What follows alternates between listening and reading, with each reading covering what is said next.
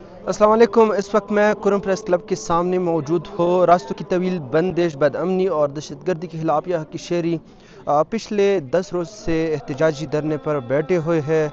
جو پرچنار کے مرکزی دھرنا ہے وہ کرم پریس کلب کے سامنے جو ہے بیٹھا ہوا ہے، جس میں ہزاروں کی تعداد اس دھرنے میں شرکت کر رہے ہیں۔ دستوں جلوسوں کی شکل میں کثیر تعداد میں یہاں پر جو شہری ہے وہ آ کر اس دھرنے میں شرکت جو ہے وہ کر رہے ہیں۔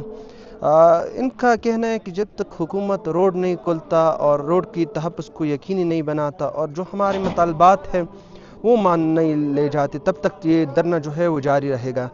آپ کو معلوم ہوگا کہ جو پرچنار شہر ہے اس میں راستوں کی طویل بندش کی وجہ سے انسانی المیہ نے جنم لیا ہے۔ اس وقت اشیاء خورنوش کا فقدان ہے، ادویات نہیں مل رہے، ایندھن کی کمی ہے۔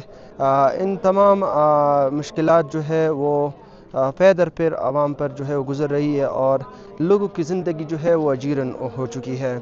پبلک ٹرانسپورٹ مکمل طور پر بند ہو چکے ہیں، ایم مشین بند ہو چکے ہیں۔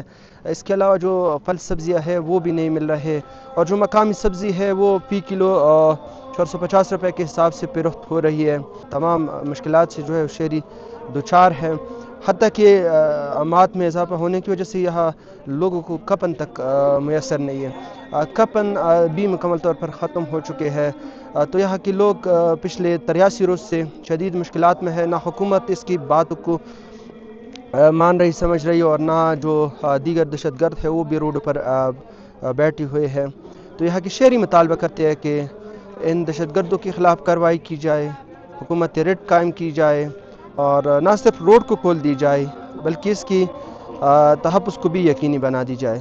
تو دھرنا آج 10ویں روز بھی جاری ہے اور آگے بھی جاری رہے گا۔ پاکستان کے دیگر ممالک میں جو لوگ بیٹھے ہوئے ہیں ان سے بھی التجا ہے کہ اپنے دھرنے کو جاری رکھیں۔